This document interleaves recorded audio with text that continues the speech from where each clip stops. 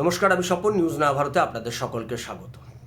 এই মুহূর্তের একটি বড় খবর যে ঈদকে কেন্দ্র করে মুসলিম সমাজ তারা একটা বড় সিদ্ধান্ত নিলেন। ঈদের যে কুরবানি, সেই কুরবানিকে কেন্দ্র করে শনিবার দিন তানজিম উলমায়ে আহলে এই সংগঠনের নেতৃত্বে চুঁচুড়ায় সাংবাদিক বৈঠক করেন। সেই সাংবাদিক বৈঠক করে তারা জানিয়ে দেন ঈদে শুধু গরু নয়, তার সঙ্গে অন্যান্য পশু কুরবানি দেওয়ারও প্রথা রয়েছে। ফলে গরু জবাই করার ক্ষেত্রে সরকার যে নির্দেশিকা দিয়েছে, রাজ্য সরকার সেই নির্দেশিকা মেনে চলতে হবে। অর্থাৎ 14 বছরের কম বয়সী কোনো গরুকে জবাই করা যাবে না, রাজ্য সরকারের পক্ষ থেকে এটা বলে দেওয়া হয়েছে।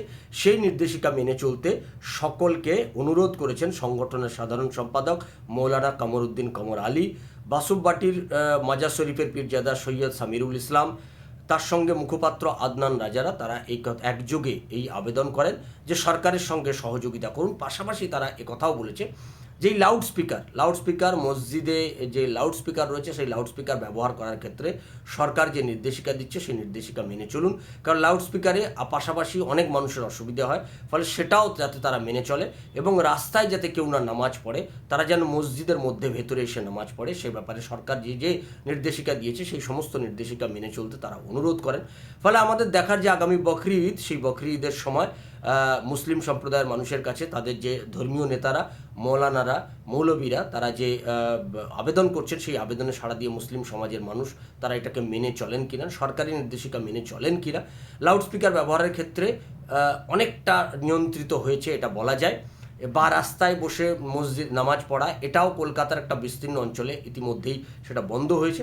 ফলে আগামী দিনে দেখার যে রাজ্য সরকার ধর্মীয় আচার আচরণকে একটা নির্দিষ্ট জায়গায় করার ক্ষেত্রে সমস্ত ধর্মের মানুষের ক্ষেত্রে তারা যে পরিকল্পনা করছে সেইটাকে কতটা বাস্তবায়িত করতে পারে, আমাদের সেদিকে নজর থাকবে। আপনাদের নজর থাকুক নিউজ নয়া ভারতের পর্দায়। নিউজ নয়া ভারতের চ্যানেলটি আপনারা শেয়ার করুন, সাবস্ক্রাইব করুন, আপনারা লাইক দিন, কমেন্ট বক্সে আপনাদের মতামত দিন। আর আপনাদেরকে জানিয়ে রাখি, আমাদের ওয়েবসাইটটি নতুন রূপে এসছে। যারা ওয়েবসাইটটাতে থেকে নিউজ পড়তে চান তাদেরকে বলবো গুগলে গিয়ে noyaBharat24x7.com সার্চ করুন। আমাদের ওয়েবসাইটে অসংখ্য নিউজ প্রত্যেক দিন যায়, সেই নিউজগুলো দেখতে পাবেন। ভালো থাকবেন, সঙ্গে থাকুন নিউজ নয়া ভারতের। নমস্কার।